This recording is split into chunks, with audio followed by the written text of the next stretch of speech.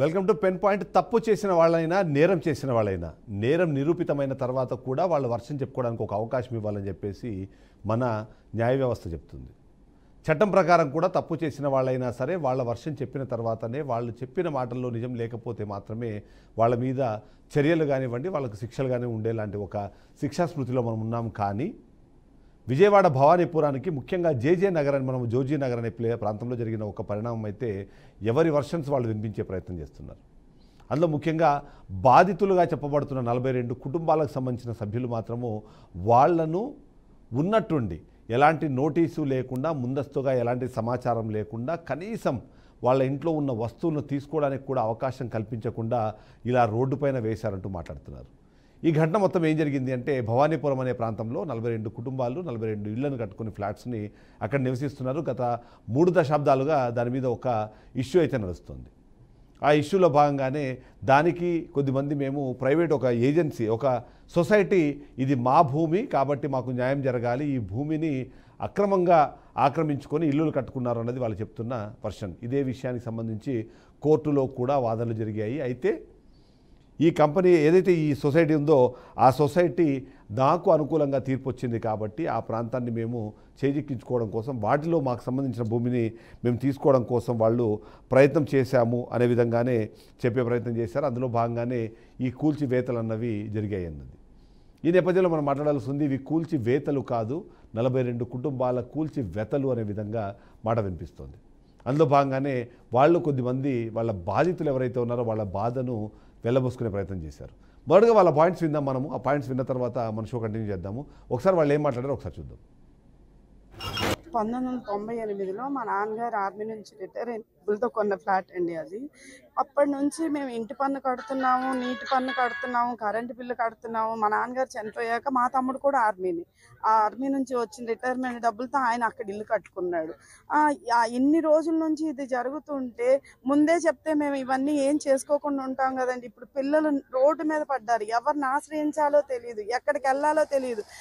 ఈ night time పిల్లల్ని పక్కింట్లో అప్పచెప్పొచ్చామండి, ఎవరి దగ్గర ఉంచాలో తెలియదు. మేము ఇక్కడున్నా అక్కడున్నా పెద్ద తేడా ఏం లేదండి. అందుకోసం కనీసం సీఎం గారు ఏదో ఒకటి ఇక్కడ దాకా వస్తే ఆయన దాకా కొంచెం అన్నా చేరకపోయిద్దా, ఎవరిని ఆశ్రయించాలో తెలియదు. ఎందుకంటే సుప్రీంకోర్టు స్టేకే ఎవరు ఆగని వాళ్ళు ఇంకెక్కడికి వెళ్ళినా ఏం జరిగిద్దండి. అందుకోసం అని చెప్పేసి కనీసం ఇక్కడ దాకా వస్తే సీఎం గారి దగ్గరికి ఏమన్నా వెళ్తుందేమో అని ఆశతో వస్తే ఇక్కడికి వచ్చిన తర్వాత ఎస్ఐ గారు ఉండి ఇది కరెక్ట్ టైం కాదండి, రేపు మిమ్మల్ని నేను పంపిస్తాము, మీరు ఇది ఈ టైంలో రావడం, మీరు వచ్చినా మీరు వెళ్ళలేరు, రేపు 11 గంటలకి రండి అని చెప్తే మేము ఇంకా ఇప్పుడు వెళ్ళాలని చెప్పేసి ఇప్పుడు అనుకుంటున్నామండి. ఇప్పుడు వెళ్ళినా కానీ మేము ఆ ఫ్లాట్లో ఆ ఖాళీ స్థలాల్లో పడుకోవడం తప్ప మాకేమి ఇంకా లేదండి అక్కడ. నా పేరు లలిత కుమారి అండి. మాది 1వ నెంబర్ ఫ్లాట్. మేము 2001లో ఆ వెంచర్ వేసారండి. మేము 2013లో వేరే వాళ్ళ దగ్గర వెంచర్ వేసినప్పుడు వేరే వాళ్ళు కొనుక్కున్నారు, వేరే వాళ్ళ దగ్గర నుంచి మేము కొనుక్కున్నామండి. 2016లో మాకు లాయర్ నోటీస్ ఇచ్చారు. ఇదేమిటని కోర్టులో పోరాడుతూనే ఉన్నాము. మాకు ఆల్రెడీ ఇప్పుడు స్టే ఉండగా సుప్రీంకోర్టుకి వెళ్ళాము. మాకు స్టే ఉండగా ఆగండి అని ఆగకుండా ఇంట్లోంచి బయటకు లాగేసి మా వారి స్ట్రౌట్ నీ మీద ఎక్కిస్తాం రా బుల్డోజరు అని అన్నారు. అలాగే కట్టుబట్టలతో బయటకు వచ్చి మాకు ఏం చేయాలో అర్థం కాని స్థితిలో రోడ్డు మీద ఉంటే సీఎం గారి దగ్గరకన్నా వెళ్తే మాకు న్యాయం జరిగింది. నాకు 55 సంవత్సరాలు. మేము రూపాయి కూడబెట్టుకుని కొనుక్కున్నది ఎవరిది ఆక్రమించినది స్థలము కాదది, మా సొంత కష్టార్జితంతో మేము నీళ్లు పోసుకొని కూడా తిన్న రోజులు ఉన్నాయి. అలా పిల్లల కోసం అని కొనుక్కున్నాము. ఇంకా మేము శాంతం ఎదగను కూడా ఎదగలేదు. మాకు 55 ఏళ్ళు వచ్చినాయి. మేము ఇప్పుడు ఎక్కడికి వెళ్ళాలి? మాకు సీఎం గారు న్యాయం చేస్తారని ఇక్కడికి వచ్చాము. ఇంత దూరం మాకు న్యాయం చేస్తారని, ఇంత దూరం అక్కడైనా రోడ్డు మీద ఇక్కడైనా రోడ్డు మీద సీఎం దృష్టికి తీసుకెళ్తారని మేము ఆశిస్తున్నామండి. విజయవాడ భవానీపురం అండి, 42 ప్లాట్లు జోజీ నగర్. మేము 42 కుటుంబాల బాధితులు అండి. పొద్దున్న మా ఇళ్ళన్ని కూల్చేశారు, మేము నడి రోడ్డు మీద పడ్డాము. సీఎం గారి దగ్గరికి ఒక్కసారి మాకు అన్యాయం జరిగింది, మాకు ఏ దిక్కు లేదు, అందరం రోడ్డు పిల్ల జల్లతో రోడ్డు మీద ఉన్నాం, మాకు ఏం చేయాలో అర్థం కావట్లేదు. ఒక్క సీఎం గారు తప్ప ఇంకా మాకు ఎవ్వరు ఏది కూడాను మాకు దిక్కు తోచిన పరిస్థితిలో ఉన్నాము. ఈ టైంలో 10:30కి మేము సీఎం గారి ఇంటి ముందుకు వచ్చామంటే చూడండి ఎంత కష్టాల్లో ఉన్నామో ఆలోచించండి. దయచేసి మాకు న్యాయం చేయండి, మా పరిస్థితి ఏం బాగాలేదు. మా స్థలాలు మాకు ఇప్పించండి. సీఎం గారు వచ్చి ఇక్కడ మాకు ప్రజలు అక్కడ ఇళ్ళన్నీ కుప్ప చేసి 1984 నుంచి ఈ ఇష్యూ అనేది కొనసాగుతూనే ఉంది. ఎవరికి వాళ్ళే వాళ్ళసైన వర్షం చెప్పే ప్రయత్నం చేస్తున్నారు. వీళ్ళందరూ బాధితులం, మేము రూపాయి కష్టపడి సంపాదించిన సొమ్ముతో ఈ ఆస్తుల్ని కొనుగోలు చేశాం, ఇప్పుడు వచ్చి ఉన్నట్టుండి మమ్మల్ని ఖాళీ చేయమంటే మేము వెళ్ళేది ఎక్కడికి అంటూ గతంలోనే ఏదైతే సీఎం ఇంటికి వెళ్ళి వాళ్ళ బాధను వెలిబుచ్చుకోవడానికి చేసిన ఒక ప్రయత్నానికి సంబంధించిన బయట్స్ మనం ఇప్పటిదాకా చూసాం. ఇదే నేపథ్యంలో వీళ్ళందరూ బాధితులైతే బాధ్యులు కూడా కొంతమంది ఉన్నారు, కానీ మేము కూడా బాధితులమే అని చెప్తున్నారు. వాళ్ళు చెప్తున్న వర్షన్ కూడా ఒకసారి మనం వినాల్సిన అవసరం ఉంటుంది. రామా కోఆపరేటివ్ బిల్డింగ్ సొసైటీకి సంబంధించిన ప్రతినిధి ఒకటి మాట్లాడారు, అది కూడా ఒకసారి మనం చూద్దాం. చూసిన తర్వాత షో కంటిన్యూ చేద్దాం. అది 95లో డిగ్రీ అయిందండి. మాకు 95లో డిగ్రీ అయిందండి విజయవాడ కోర్టులో. డిగ్రీ ఏమని ఇచ్చారంటే సీలింగ్ పర్మిషన్ తీసుకొని వాళ్ళు తీసుకొని మాకు రిజిస్టర్ చేయాలండి. ఆ రోజు 95లో డిగ్రీ ఇస్తే మేము మిగతా డబ్బులు కూడా కట్టాల్సి వస్తే కట్టమన్నారండి కోర్టు వారు. కట్టమంటే మేము కోర్టులో కట్టేసామండి. అప్పుడే కోర్టులో డబ్బులు కట్టేశారు, మిగతా బ్యాలెన్స్ కూడా కట్టేసామండి. కట్టిన తర్వాత వాళ్ళు సుప్రీంకోర్టు వాళ్ళు హైకోర్టుకి వెళ్ళారండి. వాళ్ళు కింద కోర్టు నిర్ణయం తప్పు అని చెప్పి వాళ్ళు హైకోర్టుకి వెళ్ళారండి. 1995లో ఒక కేసు, 96లో ఒక కేసుగా వెళ్ళారండి. వెంటనే వెళ్ళారు వాళ్ళు. 96 అయితే అది 2013లో డిస్పోజ్ అయిందండి. 2013లో డిస్పోజ్ అయిందండి. 2013 డిస్పోజ్ అయిందండి. ఇన్ బిట్వీన్ 2013లో కింద కోర్టు ఆట కన్ఫర్మ్ చేశారండి, మాకు రిజిస్టర్ చేయమని కన్ఫర్మ్ చేశారు సార్. ఈ మధ్యకాలంలో ఏం జరిగిందంటే 2000లో మాకు తెలియకుండా మేము వాళ్ళకి సీలింగ్ పర్మిషన్ వచ్చిందంటండి. మాకు చెప్పలా, కోర్టుకి చెప్పలా, మాకు చెప్పలా. సీలింగ్ పర్మిషన్ వస్తే 2001లో ఒక 4 రోజుల్లోనండి మొత్తం రిజిస్ట్రేషన్ అన్నీ మీరు వారు రిజిస్ట్రేషన్ చేసిన భూములు చూస్తే 4 రోజుల్లో మొత్తం రిజిస్ట్రేషన్ చేశారండి 40 ఫ్లాట్లు. మాకు తెలియదు ఆ మ్యాటర్. మాకు ఎప్పుడు తెలిసిందంటే 2013లో మేము హైకోర్టులో గెలిచామండి. గెలిచిన తర్వాత కింద కోర్టులో మాకు రిజిస్టర్ చేయమని పిటిషన్ వేసామండి. వేస్తే 2013లో వేసి 2014లో మజీద్ గారు తండ్రి చనిపోయారండి. ఇస్మాయిల్ గారు హైకోర్టులో పెండింగ్ ఉండగా ఆయన కూడా ఈయనకి వచ్చేసింది ఆస్తి మొత్తం. వారసుడు ఈయనగానే, ఈయనకి వీళ్ళమ్మ రాసిన ప్రకారం ఈయనే వారసుడు అయిపోయాడు. సోకాళ్ళు మజీద్ గారు మాకు రిజిస్ట్రేషన్ చేయాలని మేము ఈపీ వేసాం సార్. ఇక్కడ ఈపీ వేస్తే ఈపీలో ఆయన కోర్టుకు వచ్చారు, 2014 కోర్టుకు వచ్చారండి. వచ్చి నేను అమ్మేశానండి, వీళ్ళందరికీ వేరుగా అమ్మేశాను, ఎవరికైనా కూడా చెప్పలేదండి, నేను అమ్మేశాను. ఎవరికి వాళ్ళే వాళ్ళ బాధలు చెప్పుకుంటున్నారు, వాళ్ళు మాదే ఈ ప్రాపర్టీ అని చెప్పుకునే ప్రయత్నం చేస్తున్నారు. ఓవరాల్గా చూస్తే ఇద్దరి వర్షన్స్ కరెక్ట్ అయినా సరే ఇక్కడ ఉన్న అంశం కాస్త చాలా క్లియర్గా మనం మాట్లాడుకోవాల్సింది. తప్పు ఎవరు చేసినా సరే వాళ్ళ మీద తీసుకునే చర్యలకు సంబంధించి ఎంతో కొంత సమయం ఇవ్వాలి అన్నది. బాధితులు చెప్తున్నారు 42 కుటుంబాలు గత 25 సంవత్సరాల నుంచి 20 సంవత్సరాల నుంచి అక్కడ పక్కా గృహాలను నిర్మించుకొని ఉన్నాము, మేము కరెంటు బిల్లు కడుతున్నాము, ట్యాక్సులు కడుతున్నాము, మాకు ప్రభుత్వం ఇవ్వాల్సిన అన్ని రకాల సౌకర్యాలు ఇస్తోంది, రోడ్లు వేశారు, డ్రైనేజీకి సంబంధించిన వ్యవస్థ ఉంది, ఇవన్నీ ఉన్నప్పుడు ఇది ఆక్రమిత భూమిగా మేము ఎలా భావిస్తాము అన్నది వాళ్ళు చెప్తున్నమాట. అదే సందర్భంలో కోర్టు నుంచి నాకు డిగ్రీ వచ్చింది కాబట్టి, కోర్టు నుంచి దానికి సంబంధించిన టైటిల్ వచ్చింది కాబట్టి ఆ ప్రాపర్టీని హ్యాండ్ ఓవర్ చేయాల్సిన బాధ్యత ప్రభుత్వానికి ఉంది, అనుగుణంగానే వాళ్ళు చర్యలు తీసుకోవాల్సిన బాధ్యత ఉంది అని చెప్పేసి రామా కోఆపరేటివ్ బిల్డింగ్ సొసైటీకి సంబంధించిన వ్యక్తి కూడా మాట్లాడుతున్న పరిస్థితి మనం చూస్తున్నాం. ఇక్కడ అందరూ ఎవరు ఏం మాట్లాడుకున్నా ఇక్కడ అందరూ కనిపిస్తోంది మాత్రం ప్రభుత్వ నిర్లక్ష్యానికి సంబంధించిన అంశాన్ని ఇక్కడ మనము తెరపైకి తీసుకొని రావాల్సిన అవసరం ఉంటుంది. వీళ్ళందరూ బాధితులే, దాంట్లో డౌట్ ఏం లేదు, అతను కూడా బాధితుడే, అది కూడా నిజమే. కానీ వీళ్ళకు మధ్యస్థంగా ఒక నిర్ణయాన్ని ఇవ్వాల్సిన బాధ్యత ప్రభుత్వానికి ఉంది. ఏదైతే ఇప్పటికే హైకోర్టులో దాని మీద విచారణ పూర్తయింది, సుప్రీంకోర్టులో వాళ్ళకు స్టే వచ్చింది, డిసెంబర్ 31వ తారీఖు వరకు ఎలాంటి చర్యలు తీసుకోకూడదని చెప్పి స్టే ఆర్డర్ ఉంటే ఆ స్టే ఆర్డర్ని పట్టించుకోకుండా అధికారులు ఈ కూల్చివేతలకు పాల్పడ్డారన్నది మనకు వినిపిస్తున్న బాధితుల వర్షన్. అందులో భాగంగానే ఈ సిఆర్డీ అధికారులు కానివ్వండి, అలాగే మున్సిపాలిటీ అధికారులు కానివ్వండి ఈ నిర్ణయాలకు సంబంధించి ముందుకు వెళ్ళారు అన్నది మనకు అనిపిస్తుంది. అందులో చట్ట ప్రకారం చూసినా సరే కూల్చివేతల ప్రక్రియ చేపట్టాలి అంటే సుప్రీంకోర్టు మార్గదర్శకాల ప్రకారం కనీసం 15 రోజుల ముందు వాళ్లకు నోటీస్ ఇవ్వాలి, వ్యక్తిగతంగా వాళ్ళ సమాచారం తీసుకోవాలి, వాళ్ళకి సంబంధించిన వర్షన్ వినాలి, ఆ తర్వాత మాత్రమే ఉండాలి అన్నది 31వ తారీఖు వరకు స్టే ఉంది కాబట్టి వాళ్ళకి అవకాశం ఉంది అని. కానీ ప్రభుత్వ అధికారులు సిఆర్డీఏకి సంబంధించిన వీళ్ళు ఈ ఆదేశాలు ఏవైతేనే వాటిని ఉల్లంఘించారు అన్నది చెప్పే ప్రయత్నం చేస్తున్నారు. అంతేకాకుండా పునరావాసానికి సంబంధించిన చట్టం ప్రకారము నష్టపరిహారం కూడా ఇవ్వాల్సిన అవసరం ఉంటుంది. ఏదైతే ల్యాండ్ అక్విజిషన్ యాక్ట్ 2013 ప్రకారము ఇలాంటి పరిస్థితులు వచ్చినప్పుడు బలవంతంగా మార్కెట్ కూల్చివేతలు అనేది చేయకుండా దానికి సంబంధించిన విలువను ప్లస్ 100% శాలరీ పునరావాసాన్ని కల్పించాల్సిన బాధ్యత ప్రభుత్వానికి ఉంటుంది. అలాంటిది ఏమీ చేయలేదు అన్నది ఈ 42 కుటుంబాలు చెప్తున్న మాట మనకు అనిపిస్తుంది. ఇక సేఫ్టీ అలాగే హ్యూమన్ రైట్స్కి సంబంధించిన యాక్ట్ను కూడా ఇక్కడ వీళ్ళు తొంగలు తొక్కారన్నది పోలీసు అధికారులు బలవంతంగా వీళ్ళందరినీ ఖాళీ చేయించారు. అక్కడ ఉన్నప్పుడు పోలీసులే వాళ్లకు అండగా నిలబడి ఈ కూల్చివేతలకు చెప్పారు అన్నది, అంతేకాకుండా భయపెట్టడము భయభ్రాంతులకు గురి చేయడం అన్నది పోలీసులు అలాగే అధికారులు చేశారన్నది వాళ్ళు చెప్పే ప్రయత్నం చేస్తున్నారు. ఇక దీనికి సంబంధించిన పొలిటికల్ వర్షన్ కూడా దీంట్లో మనకు ఉంది. వైఎస్ఆర్సీపీ వెంటనే రెస్పాండ్ అయింది. అక్కడ సంబంధించిన మాజీ ఎమ్మెల్యే మాజీ మంత్రి వెల్లంపల్లి శ్రీనివాస్ దీని మీద రెస్పాండ్ అయ్యారు. మాజీ మంత్రి మల్లాది విష్ణు దీని మీద రెస్పాండ్ అయ్యారు. అలాగే ప్రస్తుతం అక్కడ ఉన్న మున్సిపల్ చైర్పర్సన్ కూడా అక్కడికి వచ్చారు, బాధితులతో మాట్లాడారు, వాళ్ళు ఏం న్యాయం కోరుకుంటున్నారో అనే విషయాన్ని తెలుసుకునే ప్రయత్నం చేశారు. ఇవన్నీ కూడా జరుగుతూనే ఉన్నాయి. ఇవి సరిపోవు అన్నట్టుగా సిపిఎం కూడా దీని మీద రెస్పాండ్ అయింది. వాళ్ళు కూడా మాట్లాడారు, ఇది వివాదాస్పద కూల్చివేతలు కాబట్టి ఇలాంటి వాటిని పైన ఉన్నత స్థాయి దర్యాప్తు చేయాలని చెప్పేసి కూడా వాళ్ళు చేశారు. అంతేకాకుండా కాంపన్సేషన్ ఇవ్వాలి, 42 కుటుంబాలకు కూడా కాంపన్సేషన్ ఇవ్వాలి, వాళ్ళకి పునరావాసం కల్పించాలి, వాళ్ళకి మరో ప్రాంతంలో ఉండడానికి అవసరం ఉన్నదాన్ని చేసే కనిపిస్తుంది. సో ఈ విధంగా చూస్తే మాత్రం దాదాపుగా అక్కడ ఉన్న విలువ ప్రకారము ప్రభుత్వం తీసుకోవాల్సిన చర్యలు ఖచ్చితంగా మనకు కనిపిస్తున్నాయి.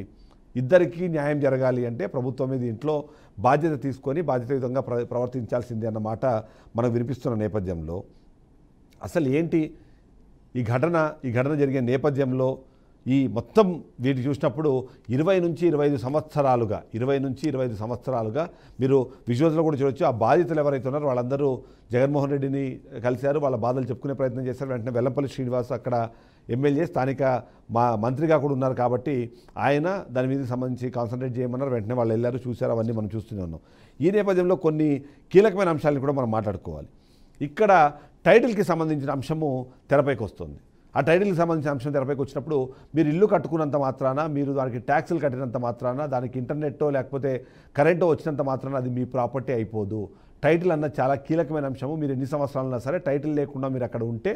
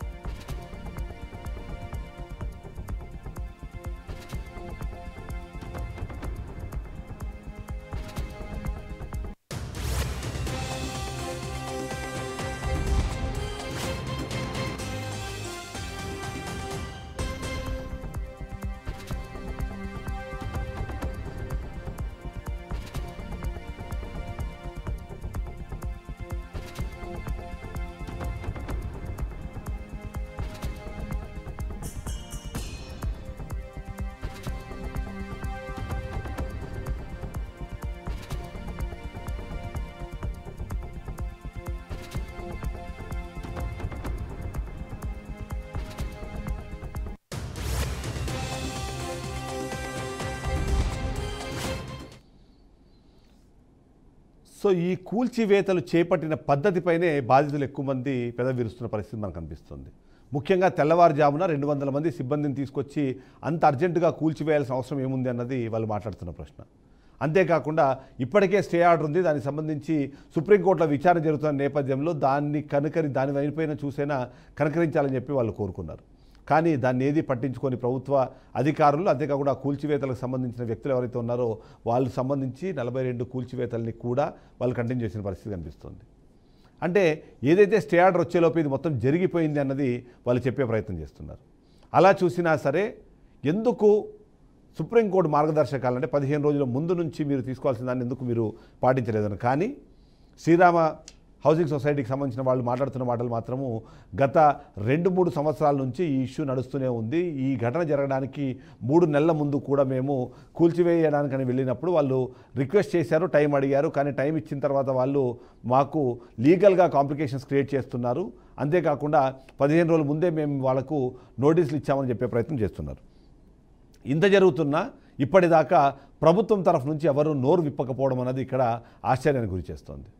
ఒకప్పుడు అదే ఇప్పడం గ్రామంలో రోడ్డు వైడనింగ్ కోసము ప్రభుత్వము చర్యలు తీసుకొని కొన్ని కాంపౌండ్ వాల్స్, కొన్ని ర్యాంపులు క్లియర్ చేస్తే అప్పుడు మాట్లాడిన పవన్ కళ్యాణ్ ఇప్పుడు ఎందుకు మాట్లాడట్లేదు అని ప్రశ్నిస్తున్నారు.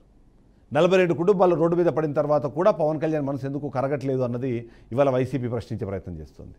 ఓవైపు లోకేష్ అలాగే చంద్రబాబు నాయుడుకి తమ గోడు వినిపించుకుందామనే ప్రయత్నం చేసినా సరే వాళ్ళు పట్టించుకోలేదు అన్నది బాధితులు చెప్తున్న ఒక మాట. ప్రభుత్వంలో ఉన్నప్పుడు, అధికారంలో ఉన్నప్పుడు మాకు న్యాయం చేయాల్సిన బాధ్యత లేదా? మేము వేసిన ఓట్లు కూడా ఆ కారణంతోనే కదా మా ఓట్లు వేస్ట్ అయ్యాయి అన్నది వాళ్ళు ప్రశ్నిస్తున్నారు. జగన్మోహన్ రెడ్డి దగ్గరికి వెళ్తే ఆయన అధికారంలో లేదు కాబట్టి ఆయన తన అధికారంలోకి వచ్చిందని న్యాయం చేస్తా అంటారు. బట్ అప్పటిదాకా ఎలా వెయిట్ చేసేది, ఎక్కడ బతికేది, ఎక్కడ ఉండేది అన్నది ఇప్పుడు బాధితులు వేస్తున్న ప్రశ్న.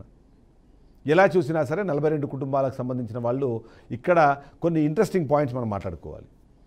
అది ప్రభుత్వ స్థలం కాదు, అది ప్రైవేట్ స్థలం. అక్కడ ఎవరైతే ఉన్నారో వాళ్ళెవరో ఆక్రమించుకున్న వాళ్ళు కాదు, కేవలం వాళ్ళందరూ మోసపోయిన వాళ్ళు. ఎవరో మాట చెప్పిన మాట నమ్మి కోర్టుల్లో ఉన్న ఈ కేసులకు సంబంధించిన పూర్తి స్థాయిలో సమాచారం లేకుండా అప్పుడున్న అవకాశాలని వాటిని ఉపయోగించుకొని 40 మంది 4 రోజుల్లోనే రిజిస్టర్ చేసుకున్నారు. రిజిస్టర్ చేసుకున్న తర్వాత గత 2-2.5 దశాబ్దాల నుంచి అక్కడే బతుకుతున్నారు. ఒక్కటొక్కటిగా వాళ్ళు వాటిని డెవలప్ చేసుకున్నారు. కానీ ఉన్నట్టుండొచ్చి 20 సంవత్సరాల తర్వాత ఇలా కూల్చివేయడానికి సంబంధించిన వాటిపైన అబ్జెక్ట్ చేస్తున్నారు. ఇంత తొందరపాటు చర్య ఎందుకు? ఇలాంటి ప్రయత్నం ఎందుకు జరుగుతోంది? దీనికి పోలీసులు కానివ్వండి, లేకపోతే అధికారులు కానివ్వండి ఎందుకు సపోర్ట్ చేశారన్నదే బాధితులు అడుగుతున్న ప్రశ్న. ఎలాగో రోడ్డు మీదకి వచ్చాం కాబట్టి మాకు న్యాయం చేసేదాకా మేము ముందుకు వెళ్ళము, లేకపోతే అక్కడి నుంచి కదలము అనే విధంగా వాళ్ళు మాట్లాడుతున్న పరిస్థితి మనకు అనిపిస్తుంది. ఈ కేసు మనం ఒకసారి అబ్జర్వ్ చేసినా సరే దాదాపుగా 2.5 దశాబ్దాల నుంచి ఈ ఇష్యూ నడుస్తుంది. 2.5 దశాబ్దాల నుంచి ఈ స్టోరీ అన్నది కంటిన్యూ అవుతోంది. అయితే ఈ నేపథ్యంలో బాధితులు కూడా చాలా లైట్ తీసుకున్నారో అన్న ఒక ఆరోపణ కూడా వినిపిస్తోంది. ఏవైతే నోటీసులు వచ్చినప్పుడు లేదా కోర్టులో దానికి సంబంధించి వాళ్ళకి వ్యతిరేకంగా తీర్పులు వచ్చినప్పుడు రెస్పాండ్ అవ్వకుండా కూల్చివేతలు జరిగిన తర్వాత దీన్ని హడావిడి చేస్తున్నారు, దీనికి రాజకీయ రంగు పులిమే ప్రయత్నం చేస్తున్నారన్న ఒక ఆరోపణ కూడా వినిపిస్తున్నదైతే ఖచ్చితం. ఏది ఏం జరిగినా సరే వాళ్ళు అక్కడ ఇల్లు నిర్మించుకునే క్రమంలో ఇల్లు నిర్మించుకున్న తర్వాత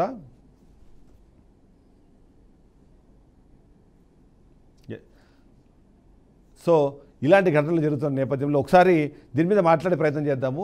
పాదయాత్ర వెంకటేశ్వర రెడ్డి గారు మనతో పాటు ఫోన్ లైన్లో సిద్ధంగా ఉన్నారు. ఒకసారి ఆయనతో మాట్లాడే ప్రయత్నం చేద్దాం. సార్, ఏంటి ఇప్పుడు మన ఈ భవానీపురం సంబంధించిన బాధితులు కానివ్వండి, లేకపోతే అక్కడ ఉన్న ఘటన కానివ్వండి, మీరు అబ్జర్వ్ చేస్తుంటారు. ఏంటి, ఎవరిది న్యాయం అంటారు, ఎవరిది అన్యాయం అంటారు? ప్రభుత్వం తీసుకోవాల్సిన చర్యల్లో అలసత్వం కనిపిస్తుందా మీకు, లేకపోతే కావాలనే వాళ్ళు దాన్ని పక్కదారి పట్టించారు? ఏంటి మీ వర్షన్ ఏంటి? వాస్తవంగా అది భవానీపురంలో 42 మంది ఇళ్ల కూల్చివేత చాలా దారుణం, అన్యాయం. ఎందుకని నేను ఈ మాట అంటానంటే వాళ్ళు ఇండివిజువల్స్ పర్మిషన్ ఇచ్చింది గవర్నమెంటే. ఏది టీపీఓ పర్మిషన్, టౌన్ ప్లానింగ్ వాళ్ళు పైప్ లైన్ ఇచ్చారు, కరెంట్ ఇచ్చారు, బిల్డింగ్ కట్టుకోవడానికి అవకాశం ఇచ్చారు. ఇవన్నీ గవర్నమెంట్ ఇచ్చింది. గవర్నమెంట్ ఇచ్చిన దాన్ని గవర్నమెంట్ అధికారుల మీద చర్యలు తీసుకోకుండా ప్రైవేటు వ్యక్తుల ఆస్తులు కూల్చివేయటం అనేది చాలా దారుణమైన విషయము. ఇప్పుడు తీసుకోవాలి. ఒకవేళ ఏదన్నా కోర్టులో న్యాయం జరిగితే ఫస్ట్ చర్యలు తీసుకోవాల్సింది ఎవరి మీద? ఆ పర్మిషన్ ఇచ్చిన వాళ్ళ మీద, ఆ రిజిస్ట్రేషన్ చేసిన వాళ్ళ మీద, ఆ కరెంట్ ఇచ్చిన వాళ్ళ మీద, వాటర్ ఇచ్చిన వాళ్ళ మీద, రోడ్డు వేసిన వాళ్ళ మీద, వాళ్ళందరి మీద, అధికారుల మీద చర్యలు తీసుకోకుండా కేవలం ప్రైవేట్ ఆస్తులు రూపాయి కూడబెట్టుకొని తినక వాళ్ళు ఏదో ఆస్తులు కూడబెట్టుకొని పిల్లగాడి పెళ్లికనో వాళ్ళు ఆస్తులు కూడబెట్టుకొని వృద్ధాప్యంలో వాళ్ళకి ఉంటదనో ఆస్తులు కూడబెట్టుకుంటే వాళ్ళ ఆస్తులు కేవలం రాజకీయ కారణాలతోటి ధ్వంసం చేశారు. కోర్టు తీర్పు వచ్చేంత వరకు కూడా ఆగకుండా కక్షపూర్వకంగా వాళ్ళ మీద చర్యలు తీసుకున్నారు. ఇది ఎంత దారుణమైన విషయం. అవతల వ్యక్తి కోర్టుకు వెళ్ళిన వ్యక్తి సామూహికంగా ఒక ఆర్గనైజేషన్ కి సంబంధించిన వ్యక్తి కాబట్టి చిన్న వాళ్ళందరికీ కరెక్షన్ అలవాటు చేసి లంచాలు ఇచ్చి అందరినీ మేనేజ్ చేసుకొని కోర్టుకు వెళ్ళి తీర్పు. ఓకే, అయితే ఇక్కడ మీరు హైదరాబాద్లో హైడ్రాకి ఒక పాజిటివ్ ఒపీనియన్ వచ్చింది, దాని మీద ఒక పాజిటివ్ ఇంప్రెషన్ వచ్చింది కాబట్టి అలాంటి ఇంప్రెషన్ కోసం ఒకవేళ అక్కడ చేయాలనుకున్నది ప్రభుత్వ భూమి కాదు, ప్రైవేట్ భూమి, అంత అర్జెంటుగా అంత తెల్లవారుజామునే వచ్చి కూల్చివేయాల్సిన అవసరం ఎందుకు ఉంది అన్నది ఒక ప్రశ్న వినిపిస్తే మీరేం సమాధానం చెప్తారు? ఎస్ నేను అనేది ఎగ్జాక్ట్ గా మీరు అన్నది ఎగ్జాక్ట్ గా నేను అదే చెప్తున్నా. ప్రైవేట్ భూమి అక్కడ ఈ హైదరాబాద్ లో హైడ్రా వచ్చేసి కూల్చివేతకి ప్రజా అవసరాల కోసం చేసిన పని అది. ఎందుకంటే అది కూలిపోతున్నాయి కాబట్టి, వాటర్ మునిగిపోతుంది కాబట్టి, అన్యాయంగా మార్కెటర్స్ అమ్ముకున్నారు కాబట్టి జరిగిన విషయం అది. ఇక్కడ అది కాదు. ఇండివిజువల్స్ వాళ్ళ సొంత ఆస్తులు వాళ్ళు కూడబెట్టుకొని వాళ్ళు కట్టుకున్నవి. ఒక బిల్డర్ వాళ్ళు ఏదో చేసిన పని కాదు ఇది. చేసిన పని కాదు ఇది.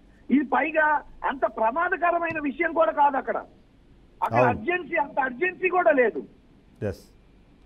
సో ఫైనల్ గా మీరు ప్రభుత్వాన్ని ఏం డిమాండ్ చేస్తున్నారు? బాధితుల తరఫు నుంచి వాళ్ళకి న్యాయం జరగాలంటే ఏం చేయాలంటారు?